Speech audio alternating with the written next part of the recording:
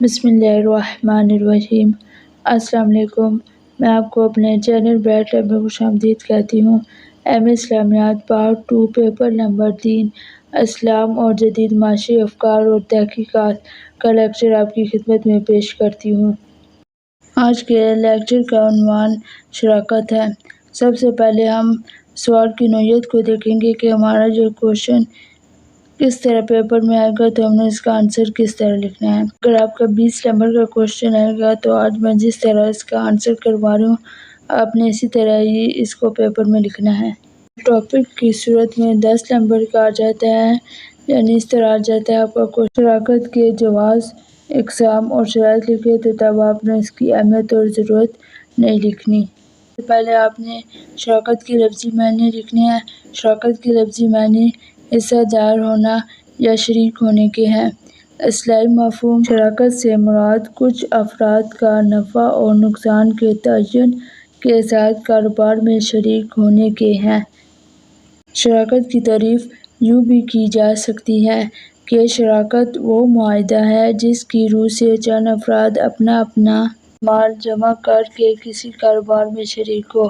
راس المال سے مراد مال کا جو اصل مالک ہوتا ہے اسے کہتے ہیں۔ ڈاکٹر نجیب اللہ صدیقی نے کی تعریف یوں کی ہے: شراکت یہ ہے کہ دو یا دو سے زیادہ افراد کسی کاروبار میں متعین سرمایوں کے ساتھ اس معاہدے کے تحت شریک ہو کے سب مل کر کاروبار کریں گے اور کاروبار کے نفع و نقصان میں متعین نسبتوں کے شریک ہوں گے۔ شراکت کا شرعی جواز: متعدد روایات سے شراکت کے جائز ہونے کا پتہ چلتا ہے۔ حدیث قدسی ہے: اللہ تعالیٰ فرماتا ہے کہ میں دو شریکین کا تیسرا ہوں جب تک کہ ایک دوسرے کے ساتھ خیانت نہیں کرتے، جب کوئی خیانت کرتا ہے تو میں ان سے نکل جاتا ہوں۔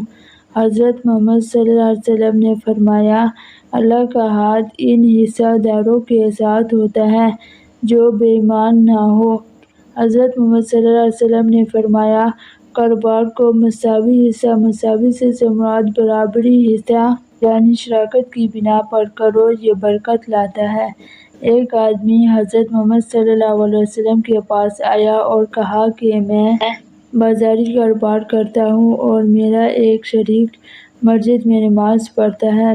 حضرت محمد صلی اللہ علیہ وسلم نے فرمایا کہ شاید تیرے کاروبار کی برکت اسی کے سبب سے ہے۔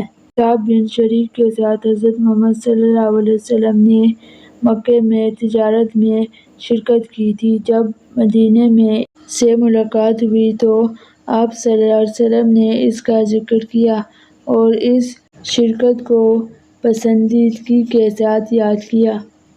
شراکت کے جواز کے حوالے سے میں نے آپ کو مختلف حدیث مبارکہ بتا دی۔ اس میں آپ نے کم از کم اگر سارے یاد کر سکتے سارے یاد کر لیں اور اگر سارے نہیں یاد کر سکتی تو پھر آپ اس کے کم از کم 3 حدیث مبارکہ کا حوالہ آپ نے پیپر میں لازمی دینا ہے۔ شراکت کی ضرورت اور اہمیت: اسلام نے سودی کاروبار کو حرام ٹھہرایا ہے، اس کے مقابل شراکت اور مضاربت کو جائز قرار دیا ہے۔ شراکت کی ضرورت اور اہمیت متزلزل ہے۔ باہمی محبت اور تعاون کا ذریعہ: شراکت میں مختلف لوگ ایک کاروبار میں شریک ہوتے ہیں۔ ان کے مل جل کر کام کرنے سے باہمی محبت اور تعاون کے جذبات بڑھتے ہیں۔ انہیں ایک دوسرے کے دکھ اور درد میں شریک موقع ملتا ہے اور ایک دوسرے کے لیے ہمدردی پیدا ہوتی ہے۔ کاروبار کی وسعت: شراکت میں ایک سے زائد افراد مل کر کاروبار کرتے ہیں۔ افراد کے زیادہ ہونے سے سرمایہ بھی زیادہ ہوگا۔ جب سرمایہ زیادہ ہوگا تو اس سے کاروبار وسیع پیمانے پر کیا جا سکے گا۔ کاروبار کی وسعت تمام شراکت داروں کے لیے فائدہ مند ہے۔ ملکی معیشت کا استحکام: کاروبار کے وسیع ہونے کا اثر براہ راست ملکی معیشت پر پڑتا ہے۔ شراکت کے ذریعے کاروبار لمبے عرصے تک چلتا ہے، اس لیے ملک کی ترقی کی رفتار تیز ہوتی ہے۔ شراکت میں شریک افراد بھی خوشحال ہو جاتے ہیں۔ زیادہ منافع کا امکان: شراکت میں عموماً کاروبار بڑے پیمانے پر کیا جاتا ہے۔ کاروبار میں شریک افراد کی صلاحیتیں بھی یکجا ہوتی ہیں۔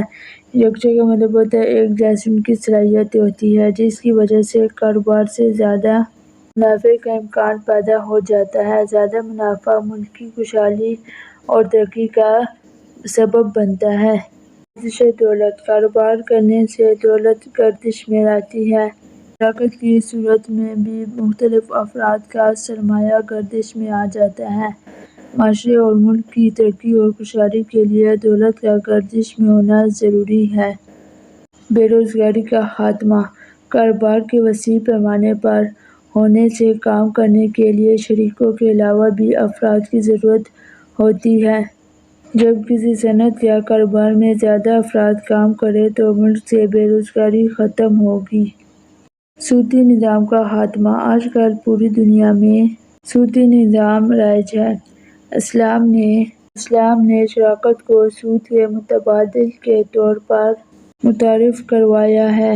شراکتی کاروبار سے سودی کاروبار کی نفی ہو گئی، جو اس کے اختتام میں مددگار ثابت ہو سکتی ہے۔ کاروباری تجربہ: ایک فرد کے پاس سرمایہ تو موجود ہو مگر وہ کاروباری تجربہ نہیں رکھتا اور کاروباری معاملات سے آشنا نہیں ہوتا۔ اکیلے کے لیے کاروبار سنبھالنا مشکل ہو تو اس صورت میں وہ شراکت کے ذریعے کاروبار کر سکتا ہے۔